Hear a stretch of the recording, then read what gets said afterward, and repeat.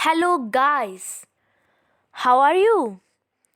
I hope you are fine. तो guys आज हम पढ़ेंगे क्लास 8 सीबीएसई बोर्ड हिस्ट्री का chapter number 11 the national movement first phase, जिसके मैंने पहले 2 पार्ट बना दिए। आई होप कि आपने वो देख ले हों। अगर आपने अभी तक नहीं देखे तो पहले जाकर उनको देखो, उनका लिंक है डिस्क्रिप्शन में। फर्स्ट और सेकंड दोनों का लिंक वैसे डिस्क्रिप्शन में है। पहले फर्स्ट देख लीजिए और वहाँ पे आपको सेकंड का भी मैं एडिट करके सेकंड का डाल दूँगी, वो वहाँ से आप क्लिक करके सेकंड भी देख सकते हैं। तो आज हम चलिए शुरू करते हैं थर्ड पार्ट से। आगे से जहाँ हमने सेकंड पार्ट पे एंड किया था। तो पहले वही देखिए, अगर आपने नहीं देखी तो फिर आपको यहाँ पे कुछ भी नहीं समझ आने वाला। तो इसलिए मैं आपको कहती हूँ कि वो देखिए अगर आपने नहीं देखी। Sorry for wasting much time. So let's start.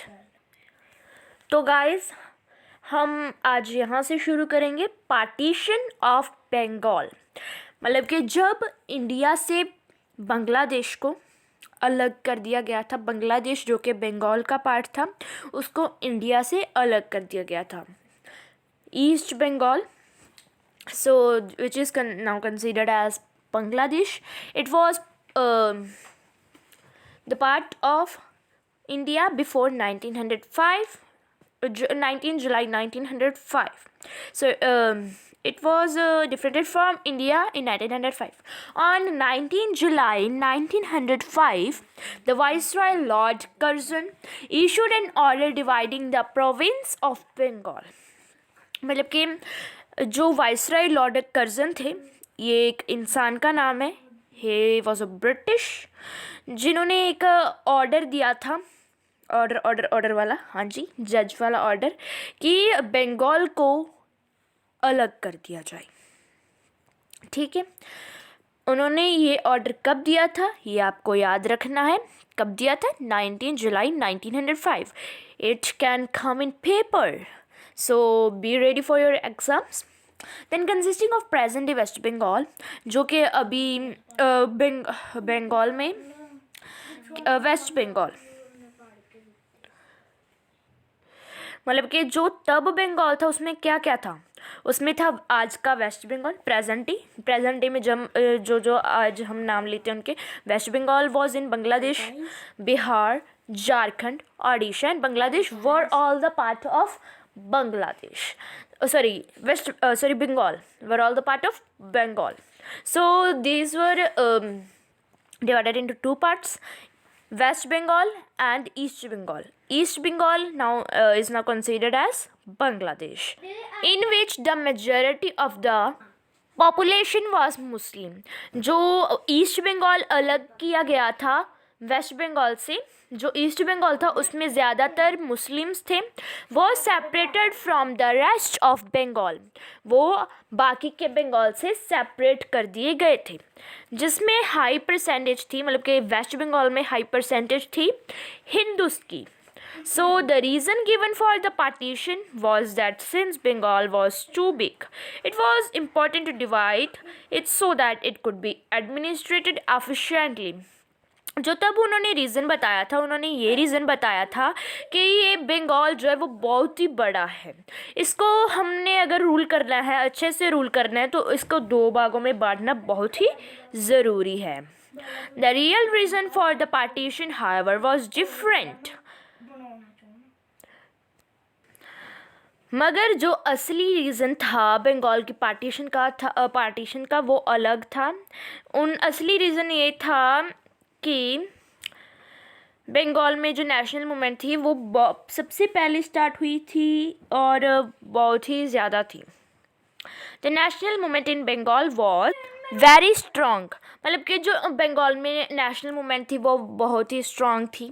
The partition was a deliberate attempt to weaken it by sowing seeds of disunity between Hindus and Muslims. जो पार्टीशन था बंगाल का वो एक बहुत ही केयरफुल और मतलब कि जल्दी जल्दी नहीं किया गया था, वो बहुत ही पहले से प्लान बना रहे थे बंगाल को अलग करने का, ताकि उसको वीक कर दिया जाए और उसको वहाँ पे डिसयूनिटी के बीज बो दिए जाए हिंदूस और मुस्लिम में। The partition of Bengal was widely criticised, मतलब कि जो पार्टीशन था बंगाल का वो बहुत ही ज़्यादा क्रिटिसाइज किया गया था, जिन्होंने किया था मतलब कि all sections of the population rose up in opposition, सारी सोसाइटी जो थी वो ऑपोजिशन में खड़ी हुई। Demonstrations and public meetings were held throughout the Bengal, सारे बंगाल में डेमोन्स्ट्रेशंस और पब्लिक मीटिंग्स की जाती थी। People of all communities tied sacred threads on each others wish to express their solidarity. जो मतलब कि बंगाल में बहुत सारे मीटिंग्स रखे जाते थे, पब्लिक मीटिंग्स रखे जाते थे और डेमोन्स्ट्रेशंस रखे जाते थे। जो लोग थे वहाँ जो लोग थे बंगाल के, उन्होंने एक मतलब कि एक बहुत ही ताकतवर और धार्मिक अपनी रिस्ट्स पर एक धागा बांध लिया था कि वो कभी अलग नहीं होंगे और वो यूनिटी बनाकर रखेंगे। Solidarity means unity and oneness, और हमेशा एक साथ रहेंगे। The day the partition took effect, जिस दिन पार्टीशन ने इफेक्ट डाला वो था 16 October, was observed as a day of mourning, मतलब कि जिस दिन पार्टीशन हुई 16 अक्टूबर को हुई पार्टीशन, 19 जुलाई को ऑर्डर दिया गया था और 16 अक्टूबर को पार्टीशन हुई। और किस साल में ये हुआ था? 1905 में। The day the partition took effect was observed as a mourning. Mourning means expression of sorrowness. Mourning is usually considered as the expression of sorrowness for someone's death, but here it is the expression of sorrowness for the partition of Bengal. Now business was conducted in the entire province. मतलब कि सारे के सारे बंगाल में कोई भी business नहीं हुआ उस दिन, कोई दफ्तर नहीं खुला, कोई दुकान नहीं खुली, एक तरह आप कह सकते हो लॉकडाउन लगा दिया गया था। The national movement instead of weakening became more organised, radical and mass based, मतलब कि जो नेशनल मूवमेंट थी उन्होंने तो बंगाल को अलग किया था कि नेशनल मूवमेंट कम हो जाएगी, वीक कर देंगे हम बंगाल को, मगर इससे वीक नहीं हुई, वो और ऑर्गेनाइज हो गई और बढ़ गई और ज़्यादा लोगों के मन में नेशनल मूवमेंट का ख्याल आने लगा कि हमको आज़ादी चाहिए, अपनी नेशनल आइडेंटिटी चाहिए ही चाहिए। तो गाइस अभी हमारा नेक्स्ट टॉपिक है स्वदेशी एंड बायकॉट, मतलब कि हम स्वदेशी होंगे, अपने देश की चीज़ें यूज़ करेंगे और ब्रिटिश थिंग्स का बायकॉट कर देंगे। The partition of Bengal gave rise to new methods of struggle. जो बंगाल की पार्टीशन की गई थी उसने उनको दो चीज़ों को जन्म दिया, दो मेथड्स को स्ट्रगल के दो मेथड्स को जन्म दिया। वो तो एक था स्वदेशी और दूसरा था boycott. Swadeshi literally means of one's own country, मतलब कि हम अपनी कंट्री के रहेंगे, अपनी कंट्री की चीज़ यूज़ करेंगे, अपनी कंट्री को जिससे लाभ होगा दूसरी कंट्री को नहीं होगा। जैसे कि अभी भी चाइना का बायकॉट किया गया था, और अभी just now means only 2 months ago Adani और अंबानी, मतलब कि जो गुजराती बिजनेसमैन हैं, उनका बायकॉट किया गया। Why? Because Indian government has Indian government introduced 3 new bills in the opposition, which are known as Krishi bills, but they are not made for the benefit of farmers. They are literally made for the benefit of big businessmen like Mukesh Ambani, Gautam Adani, वो इनके हक में लाए गए। तो इसीलिए पूरे पंजाब ने इनका बायकॉट किया। It was aimed at popularizing goods manufactured in India so that Indian industries could prosper. So इससे क्या था, पॉपुलराइज हुई इंडिया के गुड्स ताकि इससे इंडिया को ही फ़ायदा हो। The method of boycott focused on asking people to boycott goods manufactured in Britain. So जो बायकॉट का मेथड था उसमें सबसे ज़्यादा ब्रिटेन के गुड्स को बायकॉट किया गया। This way the British would stop treating India as a dumping ground for British goods. और इससे ये इसलिए किया गया था ताकि ब्रिटिश ये कहना बंद कर दे कि इंडिया एक डंपिंग ग्राउंड है उनके गुड्स के लिए, मतलब कि जो वहाँ पे फेंक देंगे वो फेंक देंगे, जो ले जाएंगे, ठीक है। फेंक देंगे नहीं, बेचेंगे, वो वैसे ज़्यादा दाम में बेचेंगे।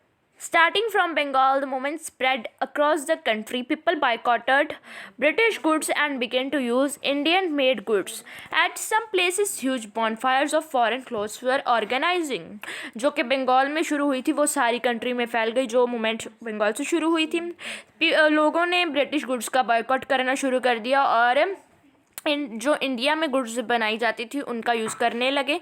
और कुछ जगहों पे बहुत से बड़े बड़े बॉनफायर्स लगाए गए थे। किन से लगाए गए थे? जो बाहर मतलब कि ब्रिटेन में कपड़े बनाए जाते थे उनके लगाए गए थे। People who war clothes made from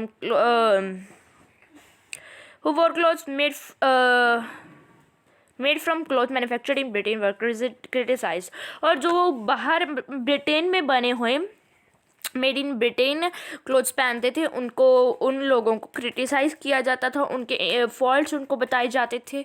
और कुछ जो धोबी थे उन्होंने भी ये रिफ्यूज़ कर दिया था कि वो इन लोगों के कपड़े नहीं धोएंगे जो इनका बायकॉट नहीं करेंगे, ब्रिटेन का बायकॉट नहीं करेंगे। स्टूडेंट्स और महिलाओं ने भी एक अच्छा रोल निभाया इस प्रोटेस्ट में। They picketed shops selling foreign goods. और उन्होंने बाहर धरने लगाए जो फॉरेन गुड्स को बेचते थे उन शॉप्स के बाहर, उन्होंने उनके ग्राहकों को उनसे चीज़ें ले जाने से रोका। So now here is a question for you. The year is 1906। तो अभी 1906 है। आप सोचिए कि अभी 1906 है। There will soon be a bonfire of foreign clothes in a maidan near your house. सो अभी थोड़ी देर में, कुछ दिन में भी कह सकते हो, एक दो दिन में एक बॉनफायर ऑर्गेनाइज होगी अपने आपके घर के पास।